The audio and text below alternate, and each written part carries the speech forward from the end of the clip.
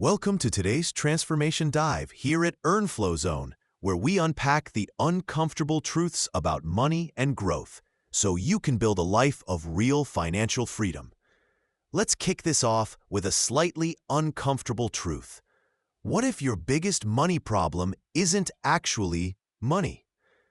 I know. Sounds ridiculous, right? Especially when the red check feels like a punch to the gut, or your debt statements arrive like unwanted guests determined to ruin your day. It's easy to look around and see the world against you. The crazy cost of living, the job market that feels like a rigged game, or just the sheer unfairness of it all. And trust me, I get it. There are absolutely massive external forces at play that make financial progress feel like trying to swim upstream in a hurricane. But stick with me here, because today we're peeling back the layers to look at something potentially even more powerful and, paradoxically, something entirely within your control. If you're tired of the financial hamster wheel, ready to confront some challenging ideas and build a genuinely better financial future, then you're in the right place. If you're into real, actionable money and mindset content, hit like and subscribe. It helps way more than you think and signals to the algorithms that this stuff matters. Also, drop a comment with where you're watching from or your biggest money habit win, no matter how small it seems. Let's build this community together. Now, take a deep breath. Let's dive in and change the way you think about success. You open your banking app and flinch. You've been avoiding it. Bills are piling up, the debt feels crushing, and retirement, that's a fantasy for people with trust funds or lottery tickets. You scroll through social media and see others seemingly crushing it, while you're stuck on a hamster wheel, pedaling faster but going nowhere. It's easy to point fingers, right? The economy is terrible. Your job doesn't pay enough. Rent is insane. Inflation is eating you alive. Rich people just get richer. Life isn't fair. And yeah, some of that is absolutely true. External forces play a role. A big one sometimes. You wouldn't tell someone they just need a better mindset when facing a legitimate crisis or systemic barrier. That would be ridiculous. But what if the biggest barrier isn't out there? What if it's closer than you think? What if the real problem isn't your income, the market, or the government? What if, just maybe, it's the person looking back at you in the mirror? This isn't about blaming you for everything, absolutely not. It's about recognizing where you have the most power. People often underestimate just how much their internal world shapes their external reality, especially with money. Think of it like fitness. You can blame the gym, the weather, or even your genetics, but the actual muscle growth happens because of the reps you do, the food you eat, the rest you get. Your bank account is kind of the financial equivalent of your physical condition. It reflects your consistent financial habits. It's not about one big win, but the daily decisions, the skipped lattes or not, the willingness to look at the numbers even when it hurts, the discipline to save even when you don't feel like it. Here's a surprising habit that keeps many people stuck, focusing only on the external problems. When you constantly say, "I'm broke because the economy is bad," or "I can't save because prices are too high," you might be right, but you've also just handed over all your power. You're essentially saying, "I can do nothing until these outside things change." And guess what?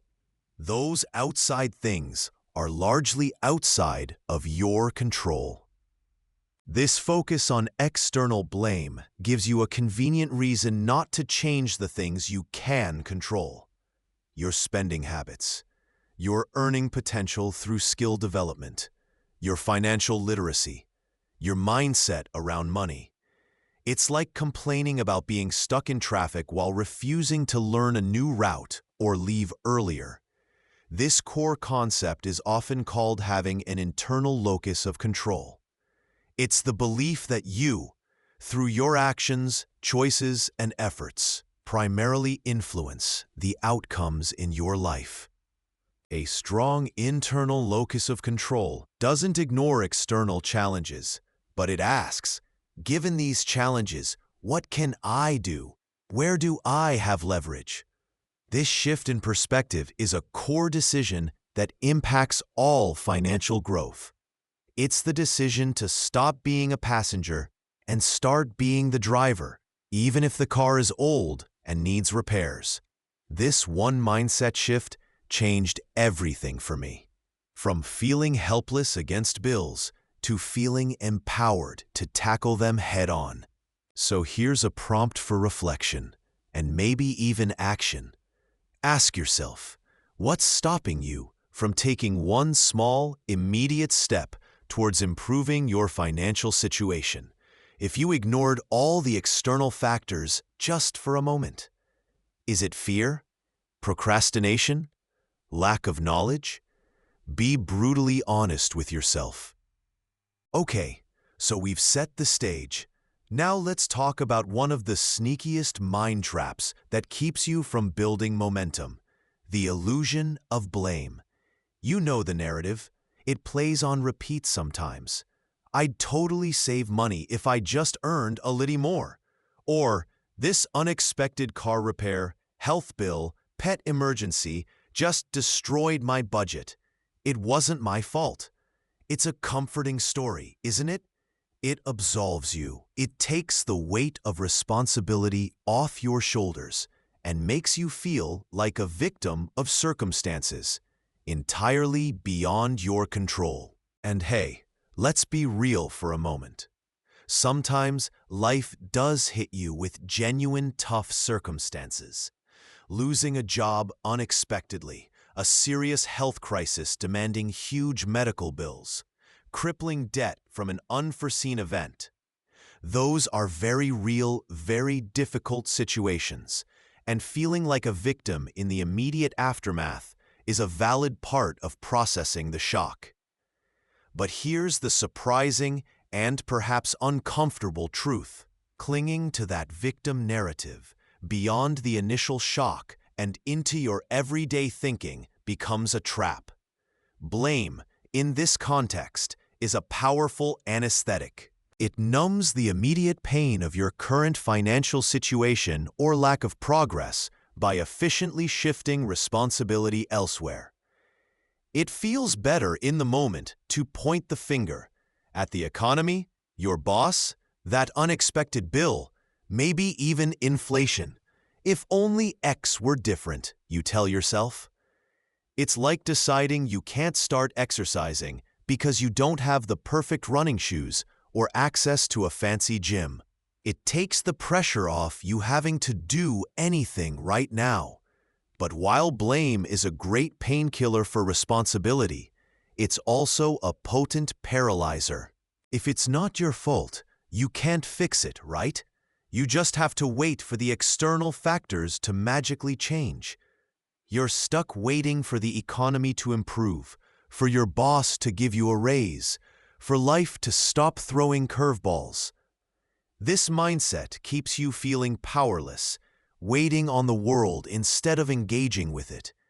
It prevents you from seeing the actual levers you can pull, the small, consistent actions within your control that can chip away at problems and build resilience. It's the financial equivalent of saying you can't learn to cook because you don't have a gourmet kitchen, completely ignoring the fact that you can make incredible meals with just a few basic tools and ingredients if you focus on the process. Thinking about blame might feel a bit heavy, but recognizing its sneaky power is step one to taking that power back. It's less about fault and more about agency. Who gets to act? If you blame an external force, only that external force can fix things. If you take responsibility, not blame, but responsibility, then you have the power to influence the outcome. This one shift in perspective, moving from, why is this happening to me, to, okay, this is happening, what can I do now, changes everything. It's the difference between feeling like driftwood on the waves and being the captain of your own small boat, even in a storm. So let's put this into practice. Here's your action step for this section, adapted from the core idea. For the next 24 hours, try something simple but revealing. Notice every single time you blame something or someone else for a financial outcome, whether it's small, why you bought that expensive coffee, the line at the cheap place was too long, or large, I can't save because rent is too high. Just observe. Don't judge yourself, just notice the thought pattern. See how often it comes up and what it sounds like. This one habit of observation can change everything, because you can't change what you don't acknowledge. Okay, let's talk about the absolute bedrock principle for building wealth and taking control of your financial future, right here in the Earn Flow Zone. This isn't just a clever phrase, it's a fundamental shift. We're drilling into Principle 1, Radical Ownership. What exactly does that mean, radical ownership? At its core, it means taking full responsibility for your financial situation, period. And I get it. Sometimes that sounds harsh, like, hey, it wasn't my fault the global market decided to take a nosedive last year. Thanks. And you're right, you didn't cause the global recession. But radical ownership isn't about fault or blame for external events you can't control. It's about owning your response to those events. It's about owning the habits you've built, the decisions you've made or avoided making, and yes, the results of your inaction. Think about the difference. It's like looking at a deflated tire and saying, ugh, someone left glass in the road. That's blame. Versus saying, okay, my tire is flat. I need to put on the spare or call for help. How can I avoid this next time? Maybe check tire pressure more often? That's ownership. In finance, the blame game sounds like the market crashed my portfolio. The ownership mindset says, I chose my asset allocation. I chose not to rebalance when things got volatile, and I own the outcome. Now, what am I going to do about it? This distinction is crucial because one leaves you powerless, a victim of circumstance. The other puts the steering wheel back in your hands. It's not about beating yourself up for past mistakes. It's absolutely not about guilt. It's about empowerment. When you own your situation, you immediately gain agency. You might not be able to change the tax laws or the interest rates set by the central bank. Wouldn't that be nice? But you can absolutely change your behavior, your decisions, and your habits. You can change how you save, how you spend, how you invest, how you earn. You can change how you operate within the system you're given. This principle applies everywhere. Whether you're staring down a mountain of debt and wondering how you got here, diligently saving for that first down payment on a house, or actively building and scaling a multi-million-dollar business, your level of ownership directly dictates your level of control. And let's be honest, a high level of control is pretty darn correlated with a high level of success. People who own their results, good or bad, are the ones who learn, adapt, and ultimately win. Here's a myth to bust. Many people believe taking full responsibility means accepting you are inherently flawed or bad with money. That's nonsense. It simply means accepting that where you are financially right now is a direct result of choices made up to this point by you or influenced by things you responded to in a certain way. It's like logging your food for a week if you're trying to eat healthier. The numbers might be surprising, maybe even a little shocking, but they don't judge you. They just are. And seeing them gives you the power to make different choices tomorrow. So, I want you to ask yourself this week, where am I blaming external factors for my financial reality, instead of owning my response or my lack of action? Identify just one area. Is it student loans? Your job income? The cost of living? Pinpoint the blame. Then flip it. How can I own my response to this? What's my next move, regardless of what happens outside of me? This shift alone can change everything. Your money is your mirror. All right, so we talked about setting the stage and getting clear on where you want to go. But before you can build anything new, you have to honestly look at what's already there. And trust me, this next part is crucial, and for some, maybe a little uncomfortable. Think about it. What is one of the most objective, undeniable snapshots of your past actions and choices? It's your financial reality. Look at your bank balance right now. Glance at that credit card statement peeking out of your mailbox. Check your investment accounts, or maybe the lack of investment accounts. This isn't just a random collection of numbers flashing back at you. It's a crystal clear reflection of your past financial decisions, your deeply ingrained habits, and where you've truly placed your priorities, whether you meant to or not. Let's be real here. If your bank account looks like a desert 2 weeks after payday, it's rarely just because rent is high or gas prices are through the roof.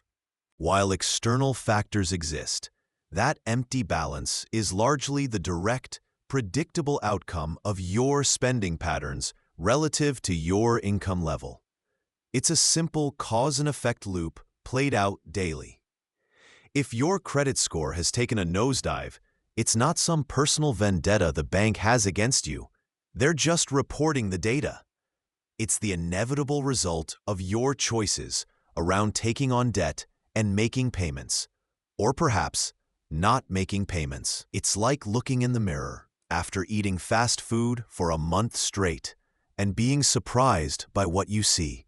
The mirror isn't lying. It's just showing the accumulated effect of your diet. Here's the part that often surprises people because we love to blame external circumstances. Your current financial reality is the direct, predictable outcome of your accumulated past decisions. Think about someone you know, or maybe even yourself in a past chapter, who constantly complains they never have any savings. Yet that same person eats out for lunch every single day, buys every new gadget the moment it drops, hello shiny object syndrome, and subscribes to 5 different streaming services they barely watch. They stare at their bank balance, hoping for a miracle, but the mirror just shows the truth, where the money actually went. It's a powerful, sometimes brutal feedback mechanism. It's not about being good or bad with money.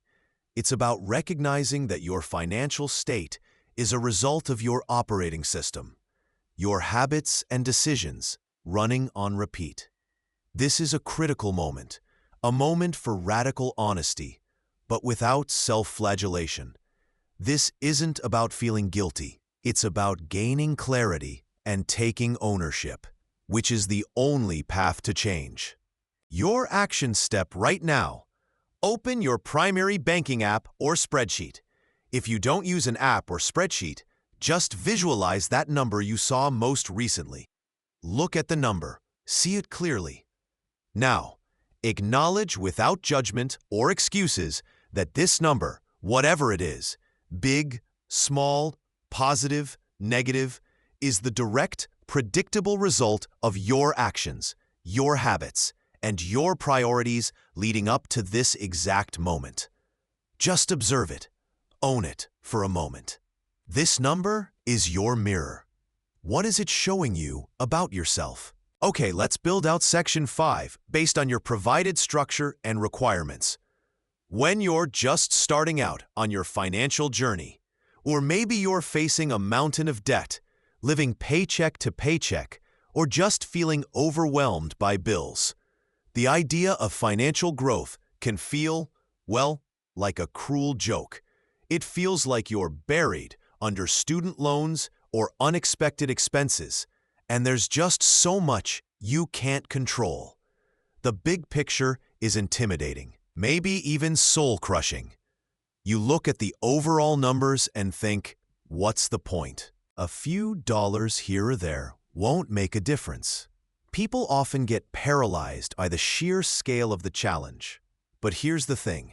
While you might not be able to control the size of the mountain, you can absolutely control how you start climbing.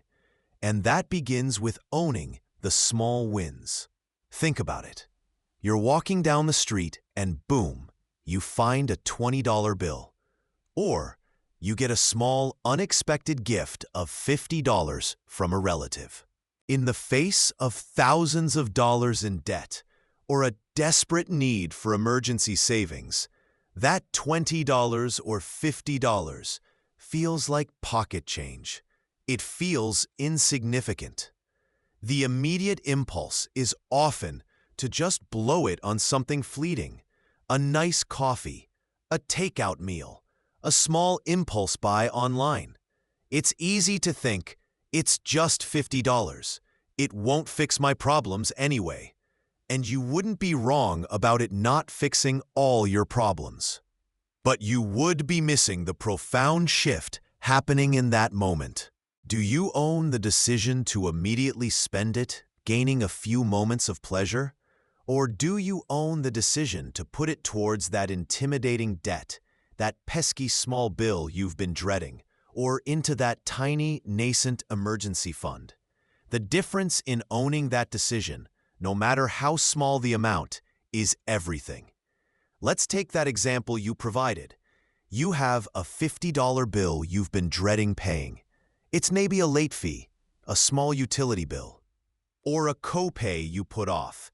It feels utterly insignificant against your massive student loan balance or credit card debt. Against that backdrop, paying just that $50 feels pointless, like bailing out the Titanic with a teacup. But here's the surprising insight, the real myth bust. Paying that one $50 bill isn't primarily about the money itself. The true value isn't just reducing your debt by $50. It's about building the habit of facing your obligations head-on and taking action, no matter how small the step. It's like starting your fitness journey by just doing one push-up. It's not the one push-up that transforms you. It's building the habit of doing something. This act breaks the insidious cycle of avoidance, that feeling of being powerless or hoping things will just go away. It builds financial self-respect. It tells your brain, I am capable of handling this. I face my challenges. It's a small win, yes, but it's your win, powered by your decision. Think of it as accumulating tiny victories that build momentum, like collecting power-ups in a game to face a bigger boss later. So, here's your action prompt. Your challenge for this week. Identify one small financial obligation you've been avoiding. It could be that single $50 bill, canceling an old subscription you don't use anymore, a small amount you owe a friend, or finding the paperwork for a bill you've misplaced. It doesn't have to be a huge debt, just something small you've been letting linger. Now own it. Make the decision to address it, and take one step to address it today. Don't tell yourself you have to pay it all right now. Just take one step, even if it's simply finding the bill, drafting the cancellation email, or setting a reminder to deal with it. Try this for a week. Actively look for those small financial decisions you can own and take action on. Ask yourself, what's stopping you from claiming this small victory? This one habit changed everything for me. Learning to respect the power of tackling the little things. All right, let's dive into the next critical stage of your financial journey, particularly for those of you who are feeling the undeniable pulse of progress. You're earning more. That's fantastic. It's a clear win, a testament to your hard work, skill, or perhaps just sticking around long enough for that promotion. Yet here's the twist many mid-earners encounter. Despite the bigger paycheck, you still somehow feel stretched thin, like you're running on a hamster wheel. Just a slightly faster one. What's happening? It's a phenomenon so common it has its own name. Lifestyle creep. Your lifestyle didn't just adjust to your new income. It inflated right alongside it, often subtly at first, then picking up speed. That slightly bigger apartment that felt necessary, the nicer car that seemed like a reasonable upgrade, the hobbies that suddenly got more expensive because, well, you can afford them now. And oh, the frequent impulse buys. Those little treats or conveniences that whisper, "Go on, you've earned it." You look at your bank account, expecting to see a healthy buffer building up, a comfortable cushion reflecting your increased earnings. But it just isn't there. There's that nagging feeling.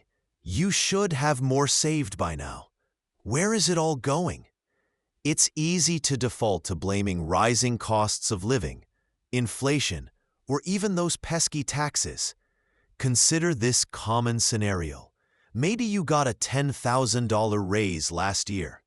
That's incredible progress.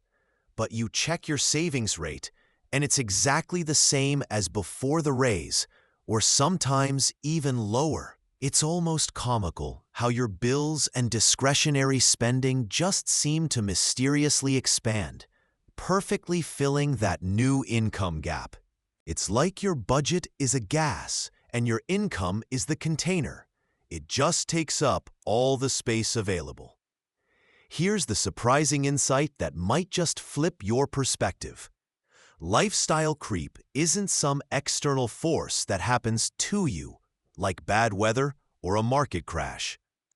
It's a series of small, often unowned decisions you make about how you spend that new income. You didn't sit down and consciously decide to spend it all. You just didn't consciously decide not to.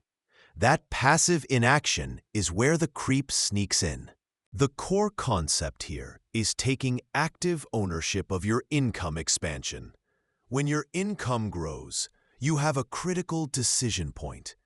Allocate that extra money consciously, or watch it evaporate into increased everyday spending. This might sound overly simple, but it's a powerful truth many overlook. The habit to cultivate is intentionality with every extra dollar. So here's a practical action step, a challenge that might reveal more than you expect. Look at your income from 2 to 3 years ago and compare it to your income now. Then, compare your savings rate from back then to your savings rate today. If your income has significantly increased, but your savings rate hasn't increased proportionally, meaning you're not saving a larger percentage or at least a much larger absolute dollar amount, then lifestyle creep is likely the culprit. Now the crucial part. Identify just one specific spending category where you suspect that extra money is likely disappearing. Is it dining out? Subscriptions you barely use? Upgraded versions of things you already had? Frequent travel? Pinpoint one major area. Then, here's the mindset shift required. Own that spending pattern. Don't justify it or blame external factors. Just acknowledge, okay, this is where the money went because I made these specific choices. Ask yourself, what's stopping you from redirecting some of that newfound income towards savings or investment instead? Identifying it and owning the decision is the first, most powerful step towards stopping the creep and ensuring your earned growth translates into financial security, not just a slightly more expensive life. Okay, you've built the habits, you've got the foundation solid, maybe even seen some initial momentum. Now, maybe you're feeling ambitious. You're not just saving, you're starting. You're not just investing small, you're making bigger moves. You're pushing boundaries, launching that side hustle, making significant investments beyond your comfort zone. This is exciting. It's where the real potential for accelerated growth lives. But let's be real, it's also where the stakes get significantly higher.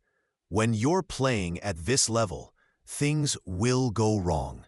It's not a maybe, it's a certainty. That new venture might flop. That key investment could tank. That big project you poured your energy into might bomb spectacularly. And when it does, the hit feels hard.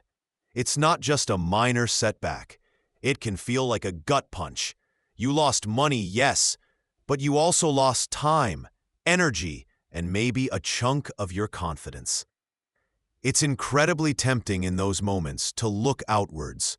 You might say, the market wasn't ready for my brilliant idea, or my business partner totally dropped the ball, or it was just bad luck, the economy. And honestly, sometimes those external factors do play a role. The market can be brutal, partners can be unreliable, and luck can be a fickle friend. You're not entirely wrong to acknowledge them. Think about it like a tough boss fight in a video game. You died, right? You can blame the overpowered enemy, the lag, the unfair mechanics. And maybe there's a grain of truth there. But you can also look at your own strategy, your timing, your gear. That's where the surprising and sometimes painful truth lies. While external factors contribute, true, messy, powerful growth doesn't come from dissecting the market or psychoanalyzing your ex-partner. It comes from owning your part in the outcome. This is the critical mindset shift from "things happened to me" to "I was part of what happened." Did you do enough thorough market research before launching? Did you properly vet that co-founder or partner before jumping in headfirst? Did you recognize warning signs and pivot fast enough when things weren't working? Or did you double down out of stubbornness? It's easy to blame the referee when you fumble the ball, right? But the pros watch the replay to see their footwork, their grip, their decision-making in the moment. Failure isn't fatal. It's just feedback. What is fatal to your future success is unexamined failure. When you don't own your role, you learn nothing about your blind spots, your weaknesses, your areas for improvement. You're just doomed to repeat the same mistakes in the next venture, the next investment, the next ambitious leap. Owning your mistakes isn't about self-flagellation. It's about collecting the raw material, the messy, uncomfortable data you need to build something stronger, smarter, and more resilient next time. It's like failing a complex recipe. Maybe you blame the oven, but maybe you didn't measure the flour correctly, or your technique was off. The next time, armed with that knowledge, you're a better cook. This principle is non-negotiable for real financial and personal acceleration. Here's something concrete to shift this from concept to action. Think about a recent financial or professional setback, something where you took a hit despite being ambitious. Maybe it was that side hustle that didn't fly, an investment that went south, a project at work that failed to land. Now, list just 3 things you could have realistically done differently or better. Not what others should have done, not what the market should have been, but what you, in your position, could have controlled or influenced. Own your role in the outcome. Do this not to feel bad or beat yourself up, but purely to learn. This one habit changes everything about how you approach risk and recovery in the future. It turns painful losses into invaluable lessons that fuel your next move. All right, let's talk about something fundamental, something that feels almost automatic, yet holds immense power over your financial future. The power of the owned decision. You might think money just happens to you. Paycheck arrives, bills go out, some disappears, some gets spent. It feels like an uncontrollable tide sometimes. But here's the truth. Every single dollar that flows into or out of your life is not an accident. It is the direct result of a decision you made. Earning that dollar. That's a decision about the job you took, the hours you work, the skills you developed, maybe even the side hustle you started. Spending it? That's a decision. Saving it? A decision. Investing it? Another decision. Even ignoring your money situation entirely, letting things drift. Yep, that's also a decision. It's the decision to delegate control to circumstance or inaction. Now, here's where most people operate, often without even realizing it. The realm of passive, unowned decisions. This is like operating on financial autopilot. You might find yourself mindlessly scrolling online, clicking buy now on something you saw for 2 seconds. Or maybe it's the automatic renewal for a subscription service you haven't used in months. Or keeping a job you absolutely dread because it pays the bills, though without ever actively looking for alternatives or planning an exit strategy. When you're making passive, unowned decisions, you're essentially letting life happen to your money, rather than actively directing its flow. It's like trying to steer a ship by occasionally nudging the wheel when the current gets too strong, instead of plotting a course and keeping your hands firmly on the helm.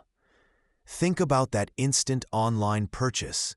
It feels like something that just happened. The website popped up. There was a sale. Your finger slipped. But here's the surprising insight. That instant purchase wasn't a single, unavoidable event. It was a rapid-fire series of owned decisions, just made so quickly you didn't register them consciously. The decision to be on that site in the first place. The decision to look at that specific item.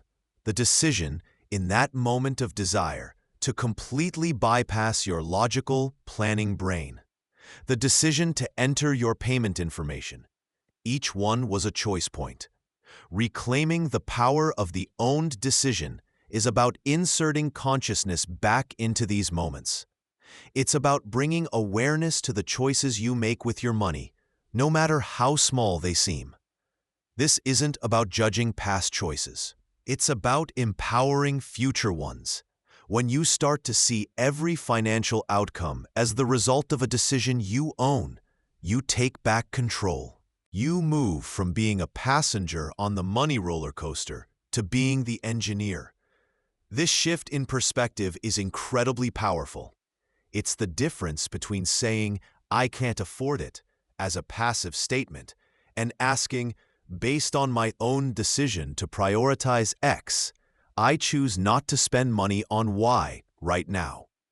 The difference is subtle in phrasing, but monumental in impact. It puts you back in the driver's seat. Here's a simple action you can take to start practicing this. Before your next non-essential purchase, that coffee shop run, that impulse item in the grocery store aisle, that online click, pause, just for 5 seconds, and ask yourself this question. Am I consciously choosing this, and do I truly own the impact of this decision on my other financial goals? It might feel awkward at first, like talking to yourself in a store, but that brief pause, that moment of conscious inquiry, can change everything. If the answer isn't a clear, confident yes, A yes that aligns with your bigger picture, not just a fleeting desire. Then don't buy it. This one habit changed everything for me in breaking the cycle of passive spending. It forces you to connect the small decision now to the larger goals you're working towards. Start small, practice often, and watch how quickly you begin to own not just your decisions, but your financial flow itself. All right, let's talk about ownership. Not the kind where you sign a deed or get a title, but the deep, personal kind. In the Earn Flow Zone, we see ownership not as a static state, but as a muscle. And like any muscle, it needs to be built, worked out, and strengthened over time. This isn't a one-time declaration you make. It's a consistent practice. The first step, the foundational exercise for this muscle, is simple but profound. Awareness. You absolutely cannot own what you don't see, what you don't acknowledge, or what you simply choose to ignore. Think of it like trying to lift weights without knowing how much is on the bar. You're guessing, you're risking injury, financially in this case, and you're definitely not progressing efficiently. Financial ownership starts by opening your eyes wide to your own reality. Take, for instance, your spending. Most people would confidently tell you they have a pretty good idea where their money goes each month. Maybe you mentally budget $200 for food delivery because, convenience tax. You think that's roughly it. You've got a mental guesstimate, perhaps based on a few recent orders. This feels like ownership, right? You're making conscious choices. Well, here's the surprising insight that trips up almost everyone. When people actually track their discretionary spending, things like dining out, subscriptions they forgot they had, impulse buys, they almost universally underestimate it. That $200 you budgeted in your head, the cold, hard data might reveal it's closer to $500, $600, or even more. It's like flexing a bicep you thought was small and realizing it's got way more definition or, squishiness than you expected. This isn't about being bad with money. It's simply about replacing assumptions with information, and information is the raw material for owned decisions. Or consider debt. Facing your debt isn't about sitting in a corner and wallowing in shame about past choices. Shame is a paralyzing emotion that prevents ownership. Building the ownership muscle means looking the debt beast directly in the eye. Understanding the interest rates, the minimum payments, the total balances, the names of the lenders. It's acknowledging its presence in your financial landscape so you can own the strategy to slay it. You wouldn't plan a hiking route by just vaguely thinking about mountains. You'd look at a map, understand the terrain, and plot your path. Facing debt is your financial map-reading exercise. It builds the grit needed to take control. So how do you start building this muscle? It requires action, a conscious decision to increase awareness. Here's a foundational exercise. Commit to tracking every single dollar you spend for just 3 days. Seriously, just 72 hours. Use an app, a simple spreadsheet, a note on your phone, or even just a small notebook you keep in your pocket. The goal during these 3 days isn't to judge yourself, to feel guilty, or to suddenly change your habits. The goal is solely to see, to observe, to record, to become aware. You are simply collecting data to understand the reality of where your money is flowing. This simple act of observation is the first rep in building your ownership muscle. It might feel awkward or even slightly alarming at first, like lifting a weight that's heavier than you expected. But that feeling is just your muscle activating. This is how you start to truly own your financial reality, dollar by dollar. How often have you heard yourself say, or perhaps a friend lament, "Ugh, I'm just so bad with money"? It rolls off the tongue, doesn't it? It sounds like a fixed, unchangeable personality trait, right up there with having brown eyes or being left-handed. It's a tidy little box we put ourselves in, a neat way to sidestep accountability. "It's just who I am," we shrug, as if our financial woes are a predetermined fate, written in the stars, or maybe just bad DNA. But here's the powerful truth, often overlooked. Being bad with money isn't some kind of inherent defect or a genetic predisposition you can't shake off. It is purely a description of a set of habits and behaviors. And guess what? Habits and behaviors, those are 100% changeable. You can train your brain and your actions just like you can train for a marathon or learn to bake a perfect loaf of sourdough. Think about it. You consistently find yourself overspending your budget each month. The easy identity-based label is, "See, I told you, I'm just bad with money." It feels like a self-fulfilling prophecy, like your wallet has a magnetic attraction to impulse purchases and subscription services you forgot you signed up for. We've all been there, right? Suddenly realizing you're paying for 3 different streaming services and none of them show that one obscure documentary you wanted to watch. Here's the surprising insight, the mind shift moment. Reframe that identity statement entirely. You are not bad with money. What you are doing is currently engaging in a habit of overspending. You see the difference? This subtle but crucial shift from labeling your identity to describing your behavior is absolutely foundational to financial growth. Your identity feels fixed, like a concrete block you can't budge. Your behavior? That feels fluid, adaptable, something you can tweak, modify, and ultimately control. You wouldn't say, "I'm bad at riding a bike" forever, just because you wobbled and fell once. You'd say, "I'm learning." Or you might say, "I currently have a habit of falling off bikes," which, while still not ideal, implies it's a fixable behavior, not a permanent state of being. This is the core concept, separating who you are from what you do. Your current financial state or habits are a result of past behaviors, not a sentence on your worth or capability. The cause-effect is clear. Identify-based thinking paralyzes you, making change seem impossible. Behavior-based thinking empowers you, making change seem like a challenge you can tackle, one habit at a time. So here's your prompt for reflection and action, a concrete step to start rewriting your money story. Try this for a week. Identify just one negative money self-talk statement that you frequently use.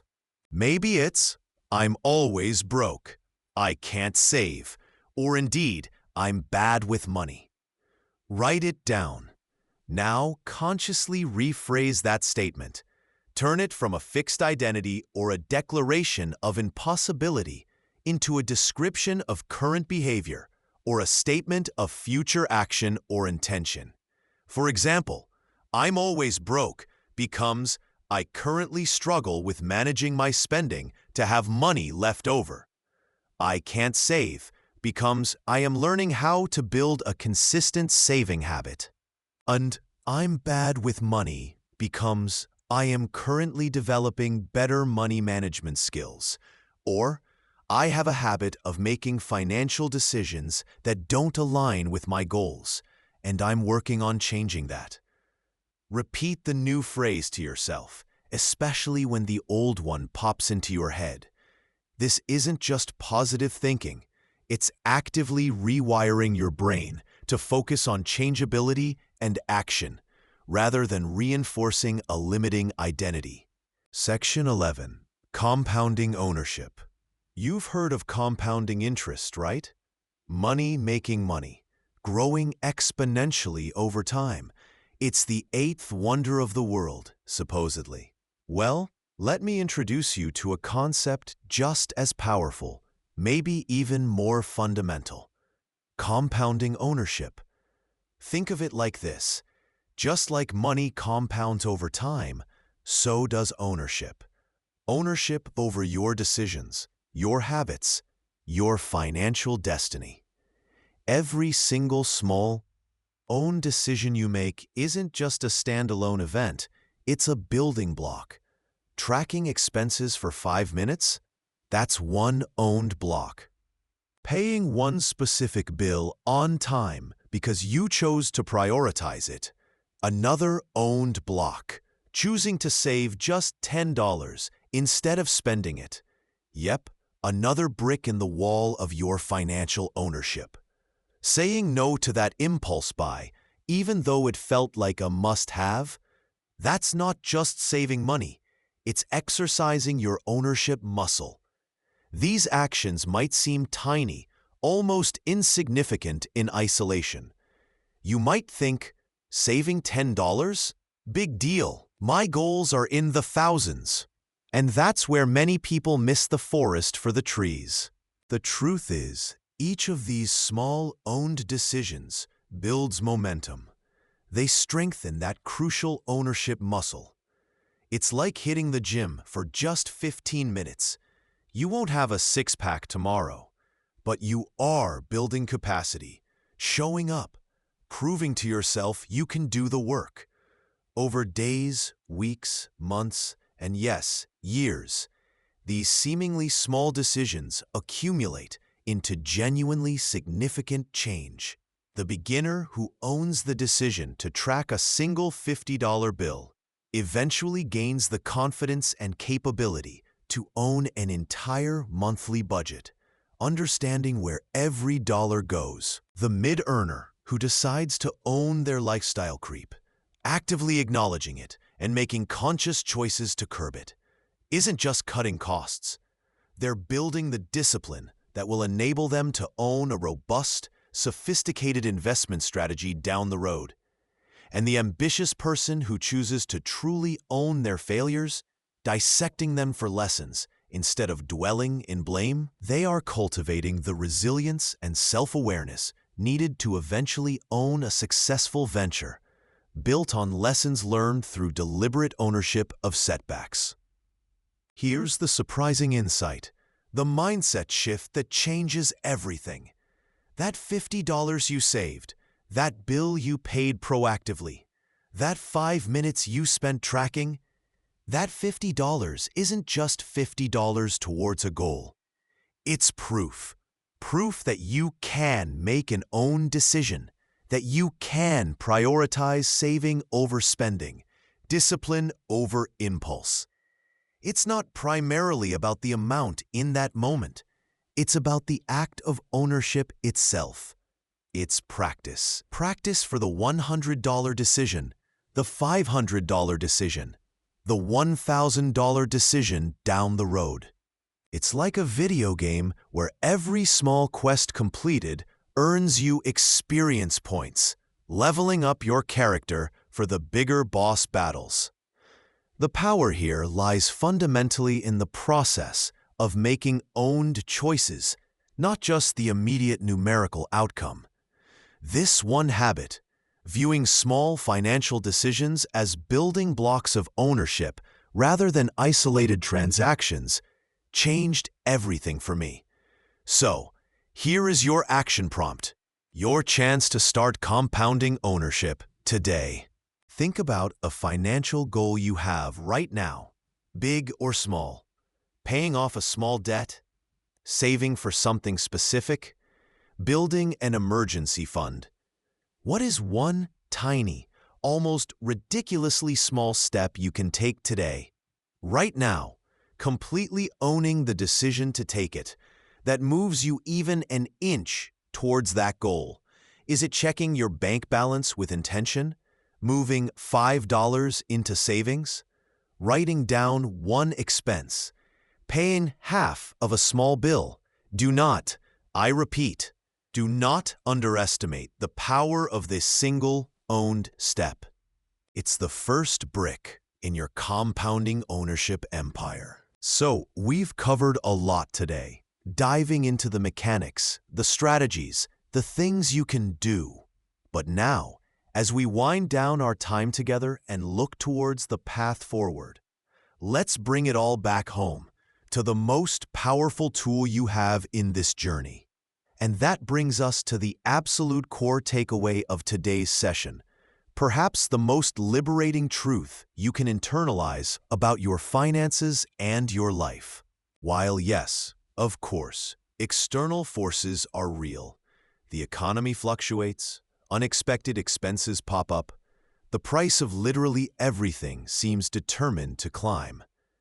Your financial future, your sense of security, your ability to grow, all of that is overwhelmingly shaped by your internal landscape. It's your mindset, your habits, your decisions, your perspective that are the true architects of your reality. Think about it. Your power doesn't actually lie in wishing the stock market would behave or praying interest rates drop. Your power lies in something far more potent.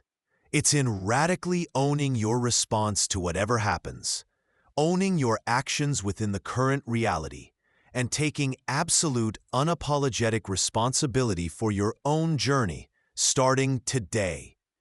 This isn't about blame, right? It's not pointing fingers at yourself. It's the ultimate form of empowerment.